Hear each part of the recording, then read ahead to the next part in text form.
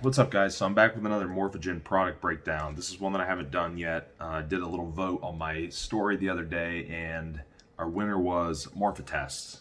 Okay, so I'm going to talk a little bit about it. Of course, go over some of the highlights. Talk to you about a little bit about how I like to utilize the product with people, and the benefits, of course, and the ingredients. Right. So first off, always here on the side gives you some highlights there. So may assist with testosterone levels, libido and virility, prostate health, endurance and stamina, excess estrogen, excessive cortisol, anxiety, depression, insomnia, safe for men and women, year-round testosterone support, doesn't need to be cycled.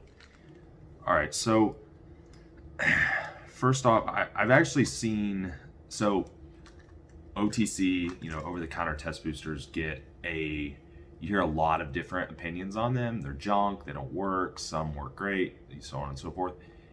They do have efficacy with the right ingredient profiles, the right dosages, and the right context, right? So times I would use this. Definitely contest prep, natural bodybuilders, it's going to be a good product to use simply because, they have low, sometimes very, very low testosterone levels, and it can help with that, right? So that's a great time to use it, just to help at least maintain a little bit better levels, and also with fighting off some of that excess cortisol. That can also help with testosterone and overall hormone balance as well. So you got to remember, hormones do work in a feedback loop. Especially like something like cortisol starts getting out of whack, you will see negative downstream effects to other hormones as well. All right.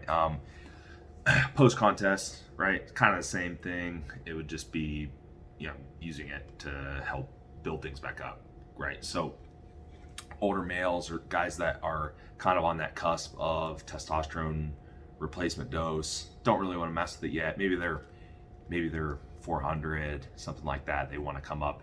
That's actually where I've seen some several pieces of lab work from it, and pretty cool. So you'll see, let's say 300 test level, and you come up as much as into the 500s, maybe close to 600, like a pretty significant increase. Now, no, that's not as dramatic as if you use endogenous testosterone from your doctor and it goes up to 900 or 1,000. That's definitely enough to notice the difference in the way that you feel and put you in a good spot. Plenty of people can function okay in that 500 to 600 range, and and they'll be fine. And if they don't, like I said, if maybe they can't get testosterone replacement for insurance reasons or whatever it is, it's a good way to bridge the gap, at least for a while. So those are some of the common uses. And then of course, just overall hormone balance. I mean, it could really be used by anyone at any time. All right, so let's go over the ingredients.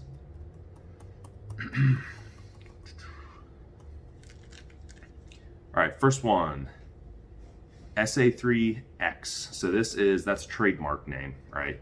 So I can't pronounce the actual ingredient name. We'll just call it SA3X. Now, again, that's the trademark for the actual ingredient name.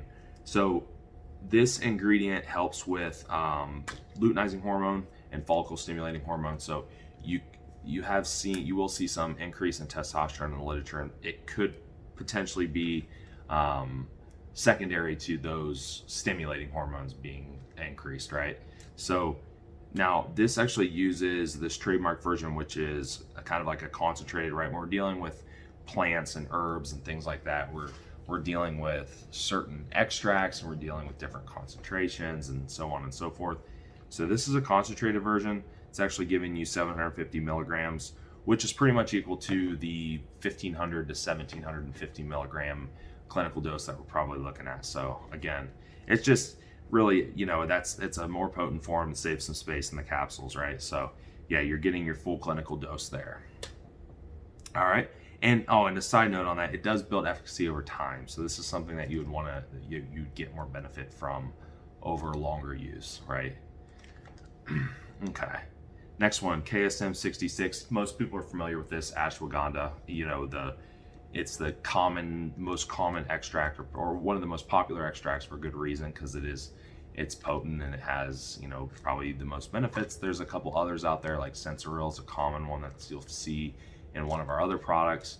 But yeah, KSM 66. Now, it has been shown to help potentially raise testosterone levels, but it does also help modulate cortisol levels. So possibly secondary, that could be more of the mechanism, is that it's more secondary to the cortisol reduction, overall stress balance. You stress yourself out, your test levels are going to go down, right? So that's, it's like see someone that goes out, drinks and smokes and all, half the night, doesn't get much sleep. They go in and get lab work done. I mean, they're going to have,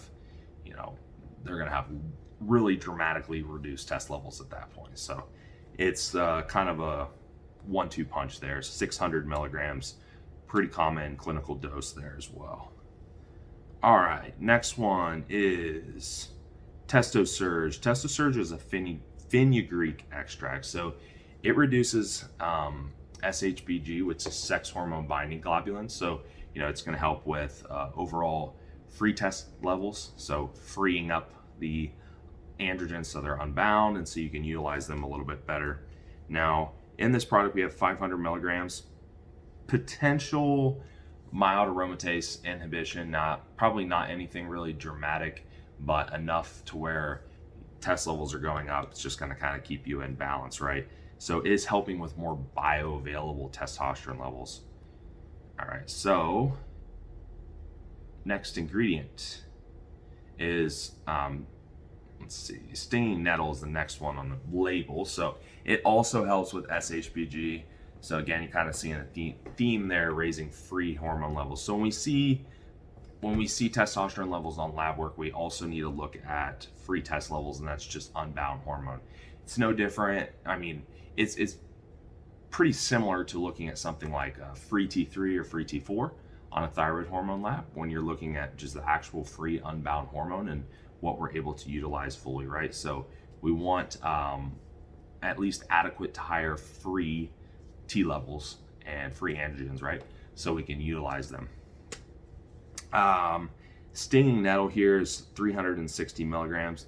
And as a side note, it also is worth noting that it has been shown to potentially help with BPH, which is benign prostate hypertrophy.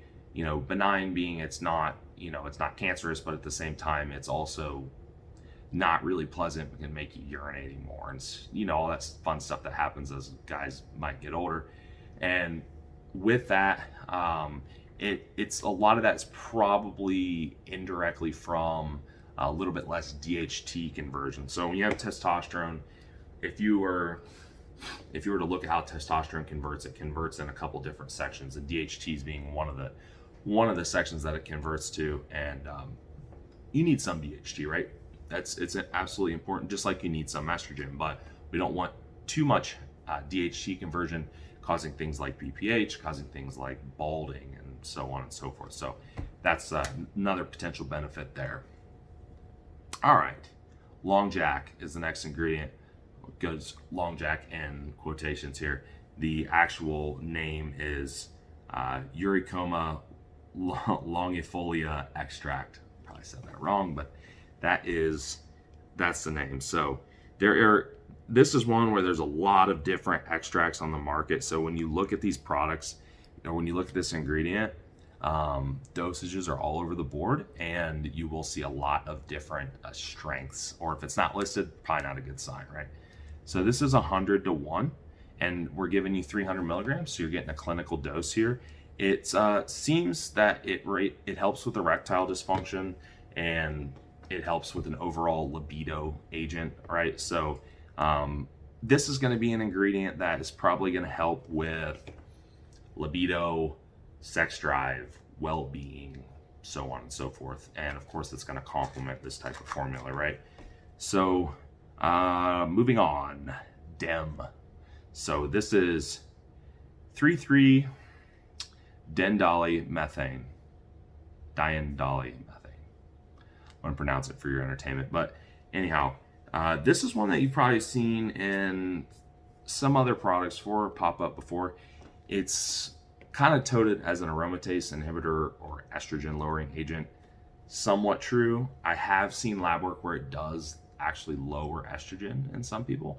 Now, What you need to keep in mind is some of that may be because it's changing the overall ratio of estrogens in the body and the metabolites and stuff that we're going to be excreting. So it can be, if you look at total estrogens, it might not manipulate that number a whole lot, but you might see a change in the overall ratio of like E1, E2, E3, for example.